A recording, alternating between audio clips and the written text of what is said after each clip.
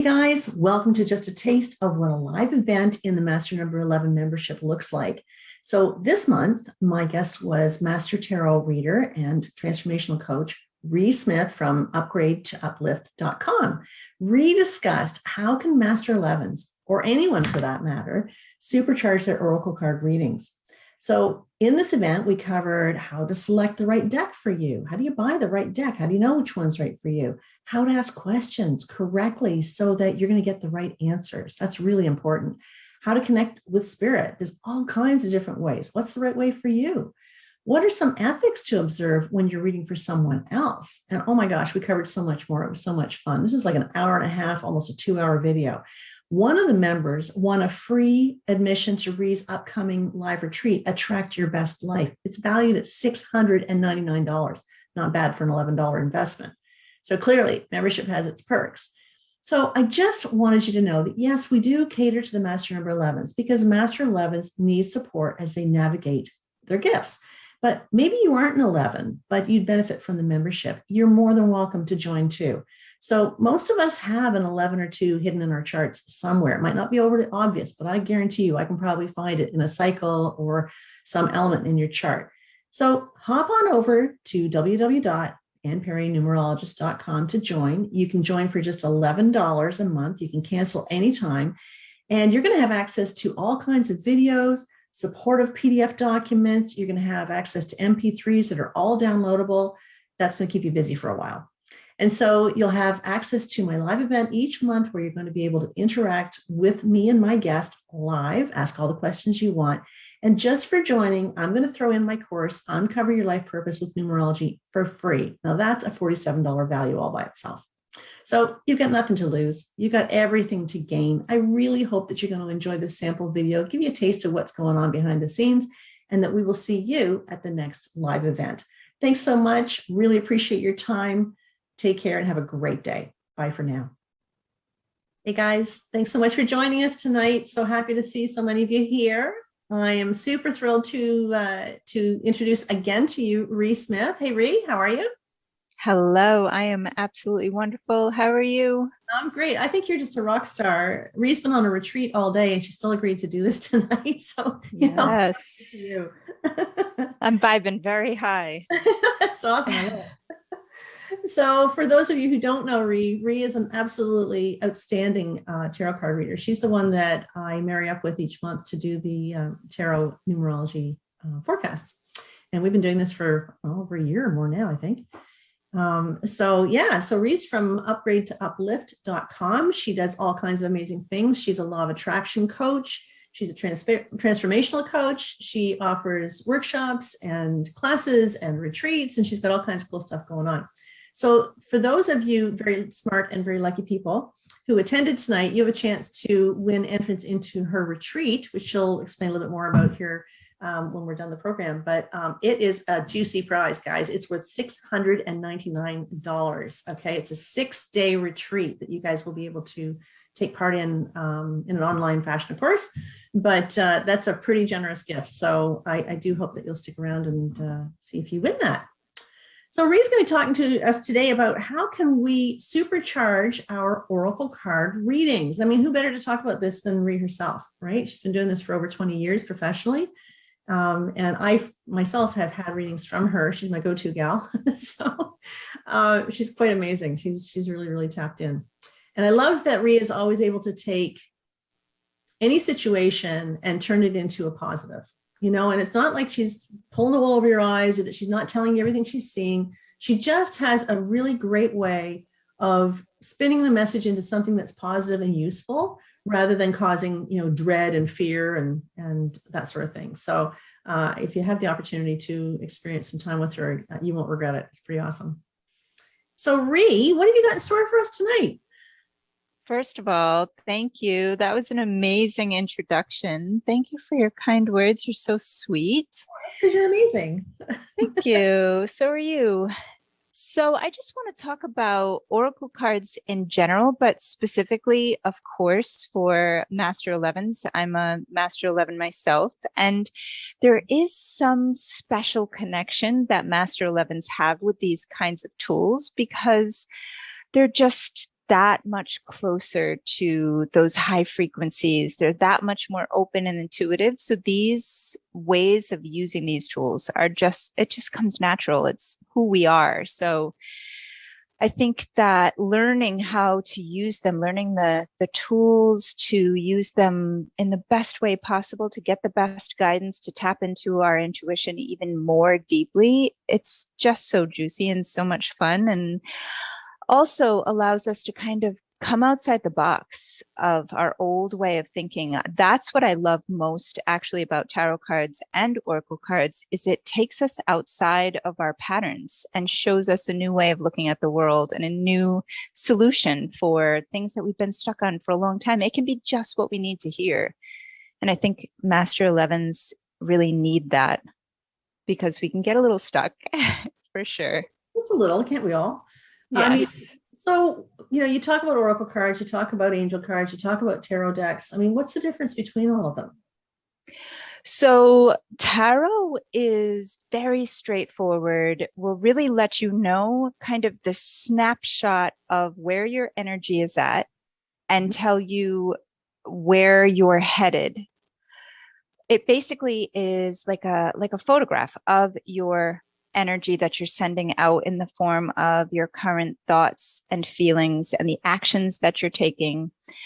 And it tells you where you'll likely be should you continue to behave in this way. And oracle cards are just, they're more gentle. They feel more divine and nurturing. And I love that they can guide us to a new way of being. They can kind of tell us what we most need to know, sort of the big picture of what most needs to be known about this situation. So tarot says, this is the overall energy. This is where you're going to end up. Like, you're not heading in a good direction or you're headed in a great direction. And the oracle cards tell us, well, yes, but this is what you need to know to be your best self through this. This is where we want to guide you to. So yeah, they work really well together, and those are the differences. They're very similar, but those very subtle differences. So it's interesting what you're talking about, because I have a couple of different tarot decks, and of course there's little books that come with them. Now, what I love about Ree's teaching is that Ree teaches you how to read the tarot without reading the book, right? She actually teaches you how to go into to interpret your own interpretation, because that's what this is all about, using your intuition, right? So, but being able to interpret the message on the image, right? So I find it interesting because I have two different tarot decks. I have the Adoring Virtue one, and it's a bit more warm and fuzzy, but that's again because that's the way she interpreted when she wrote the little book, right? And I have my favorite, which people might laugh at me, but this is my favorite here, the Crow Tarot. It's by MJ Cullinane. Oh my God, these are bitch slap cards, right? If you really want a straight up answer about something, you want to go to these cards. They'll tell you straight up what's going on. But again, like, I know that it's subject to interpretation. And so isn't it kind of important that you strive towards having your own interpretation? Would that be fair to say? Absolutely. Absolutely. With the oracle cards and with the tarot, being able to look at the energies, like the way that I teach my students is I break the symbols down, and then I have them eventually be able to combine all of those things and look at the cards and all of the symbology on them and interpret it for themselves. Like, what does this mean to me? And combining that also with the intuition of the body. And the oracle cards are the same. They're the same. And usually with oracle cards, there will be like a little sentence or something to kind of give you more of a definite clue of what the card is about. Right. But yeah, I think that's the most important thing actually, is that you don't just go by the book, that you have your own set of interpretations. And most of all, that you go with your initial gut feelings, and any messages that come through, that you honor those and you speak those to whoever you're reading for or for yourself. Sometimes names will come through, things come through that don't even have much to do with the cards. You need to be able to have that be part of the reading. Yeah. And somehow weave it in there somewhere. Yeah. there's there's so much to it, and even the artists' interpretations. The messages that come up through the artists. Is there such a word as an artist? The artists. They're actual. I know a lot of people who created their own tarot decks. A girlfriend of mine just launched her deck today. And, she created all of the images. She channeled the images, and then somebody else channeled the messages to go with the images. So there's a lot of stuff that goes on in these decks. So being able to find your own way to interpret it, I think is probably the best way to do it. So absolutely. How do you choose? Like, how do you know which deck is right for you? So I definitely have a kind of step-by-step process. Actually, there are only 2 steps, but I choose very intuitively. The first thing is, am I attracted? Yeah. Just like choosing a mate, am I drawn to this? Because if the answer is no, then it's a no already. Like, I'm not going to choose a deck that isn't attractive to me. So am I pulled toward it? That's step number 1. And the second thing I want to know is, do I feel like I want to communicate with this deck? And do I feel like the deck is open to communicating to me? Do I feel like the images that I can see, the images on the front of the box, or if you're looking online on Google or on Amazon, the images that you can see, do they actually speak to you? Can you understand the messages? If it feels really clear, that card seems to be about loss, or that card seems to be telling me it's a yes, I would go with the deck that the images and the message just flows into you. If it's that easy, that's the deck for you. Okay. And do you feel too, though, like, I'm a bit of a deck junkie, right? I mean, I'm scared. It's like women in shoes, right?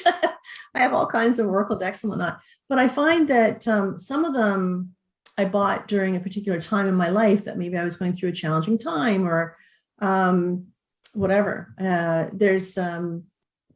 But I'll go back to them and then they'll speak to me again. But for sometimes they just won't speak to me for a while. Is that common?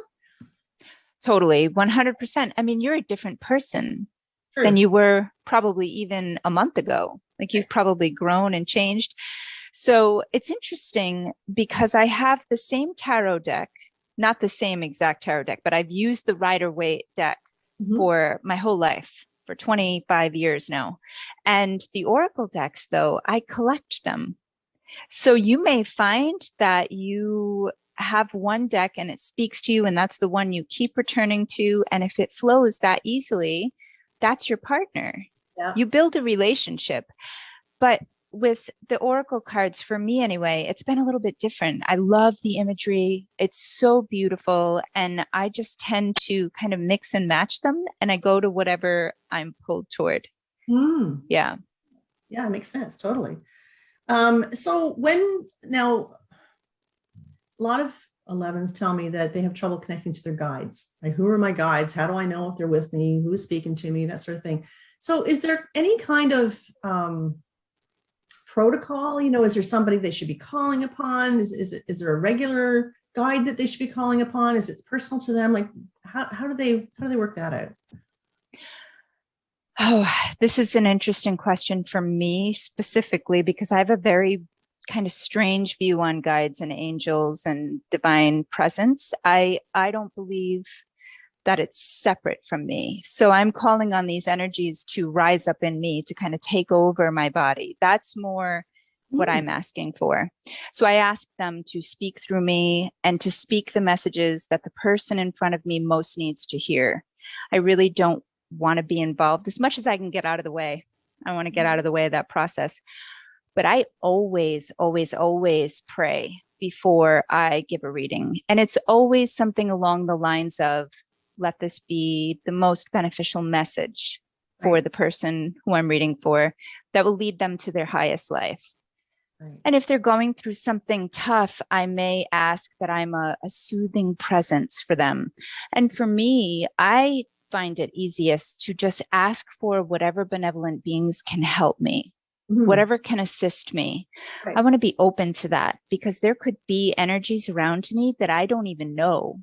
Yeah. And if it feels right to you to call on specific angels or archangels, that's great. Like if that's what feels right. It's just that for me, I feel like I just want to call in my whole team. I want to call in all my angels, my guides, anything that's available, and also the other person's guides and angels as well. Call them in. So is there any, do you feel that there's any need to bring in a whole bunch of protection? You know, I'm sort of sitting on the fence on this a little bit, because I always feel that if I'm doing something within the highest good of the person and the highest good of all concerned, I'm kind of good. But there are other people who would say, no, you got to bring in, you know, white light and pink light and purple light and all these different lights. I've had people tell me I have to surround myself in like this golden shell of protection. And the more I thought about it, I thought, geez, if I'm creating all this protection around me, aren't I sending out an energy of fear? Yes. For me anyway, this is what I believe. And please do what feels right for you. This is just what works for me. I never ask for protection. Right. Never. And that's just something I don't even think to do it, because I'm just wanting to be light, and I'm just wanting to always kind of be in that divine flow. So when I'm sitting across from someone, or when I'm reading for myself, I am asking for the greatest good and the most benevolent outcome. That's the only protection I ever need. I don't need anything more than that. And I think you're absolutely right. When I'm protecting myself and putting a bubble and all of that, it's almost like I'm calling something negative to me, because I'm believing that so strongly that that's even possible. I don't even go there in my mind. I don't even go to, I need to protect or guard against anything. Yeah, exactly. I mean, I just believe that the work that I do is of light. It's designed for the purpose of empowerment. It's designed to uplift and to inspire. So how can that be wrong? And why would I need to be protected, kind of thing? So totally. And another thing that I'll say is, if you do choose to read for other people, you will eventually read for people. And I guess this goes for like in life, when someone's having a really difficult time in your presence and they are just a mess and going through something really tragic or difficult.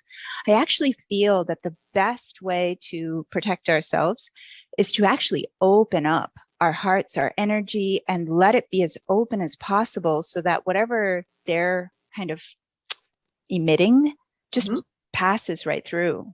Right. And that's what I do in readings. I'm very open. I want to extend my energy out to them. I don't necessarily want to leave it that way, but when I'm reading, I want it to be just as open as possible. Yeah, that's a good point. For me, what I do, the way I handle things is that, I mean, I want to make sure that I'm reading for people where we're going to have a really good connection. So I always put it out there and say, I'm just so grateful that you're bringing me the perfect people in the perfect timing for me. Right. So I know that whoever's coming to me, I already have what they need, because Spirit has already guaranteed by bringing that person to me that I'll be able to deliver whatever it is they need. Right. So I don't worry about, what message I'm going to deliver. And I don't worry. I mean, it's really fun. I've had 2 or 3 people in my whole career that I went, ugh, like you just kind of like, get the cooties off of me kind of thing.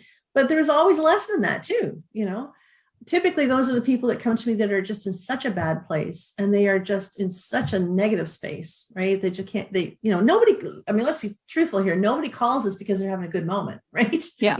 Yeah. People don't go looking for readings when life is perfect, right?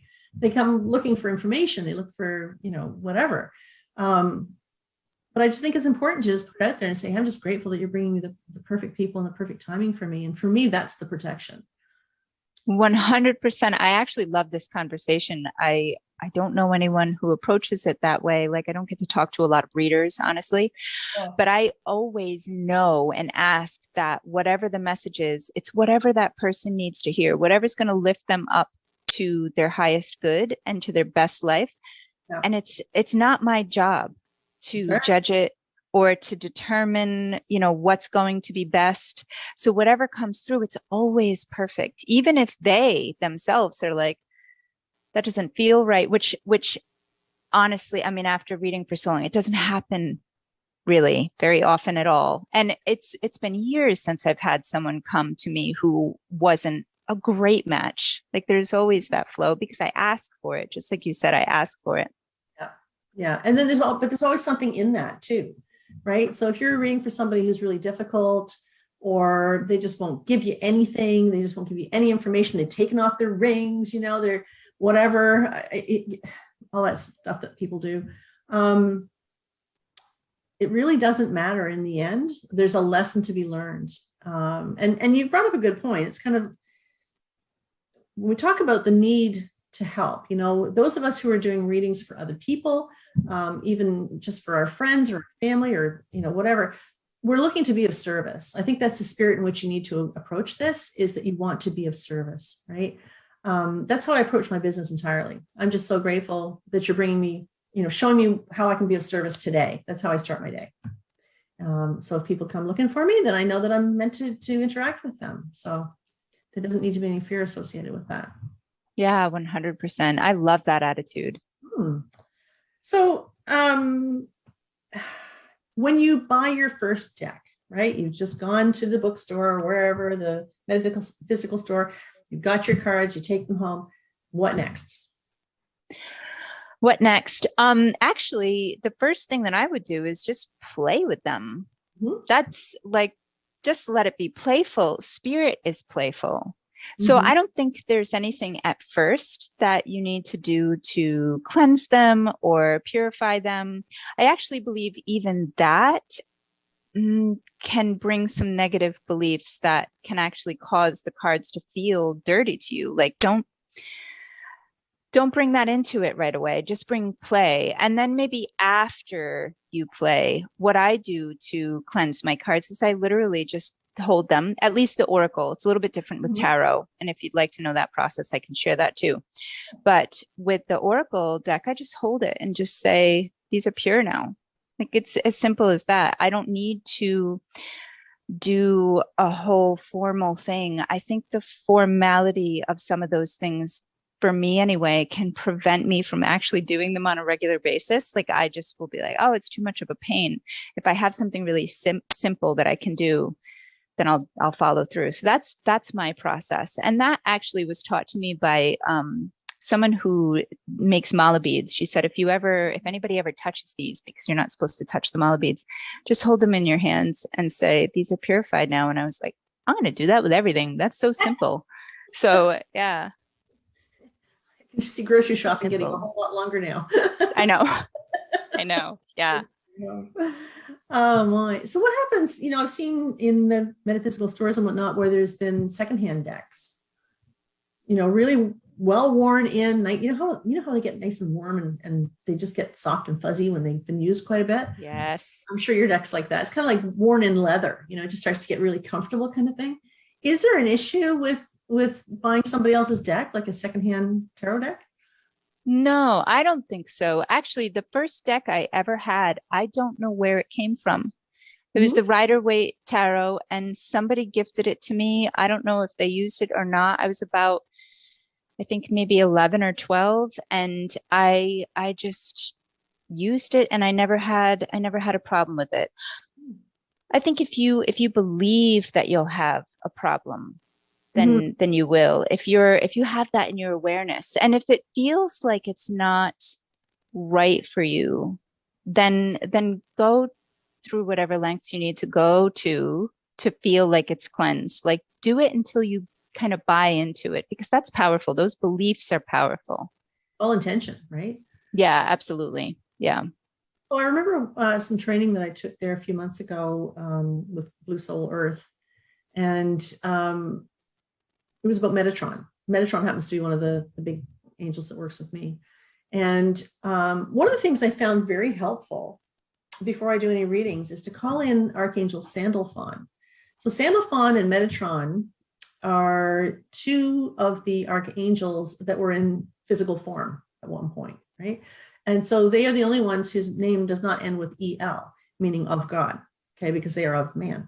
So Sandalphon and Metatron. So Sandalphon, we call upon Sandalphon to ground us. Okay, so we ask Archangel Sandalphon to ground us, plug us in, connect us to the earth energy so that we can be the best, so we can be connected in the best way we possibly can, right? I couldn't believe when I started doing that, just how physical an experience that was for me. My feet would actually, and they're doing it now as I talk about it, my feet would actually start to tingle and vibrate a little bit, right? And then I'll ask for Archangel Metatron to clear any negative debris that might be within my energetic field that could cause me to have any interference whatsoever in me being a perfect channel for the person I'm about to read for. So it's not like keep the darkness away. It's not, it's not protection. I'm just asking that I be clear, and between those two and their brothers that work together, that's a winning duo for me. I don't know if that'll help anybody else, but I find that it's really helpful. Wow, that's beautiful. I've been hearing more and more about Metatron, and he fascinates me. He fascinates me. And you're bringing up a good, oh, wow, that's so beautiful. That is gorgeous. Yes, that's sacred geometry. Yeah, sacred geometry. That's right. And that's I love that. So Metatron is the guy that you call upon if you want to cut any cords of attachment, negative cords of attachment that might exist between you and someone else. You might be feeling a little sticky. You might have had an argument or whatever. He's the guy to call. And I don't even like using the word negative. It's just out of balance. It's just, that.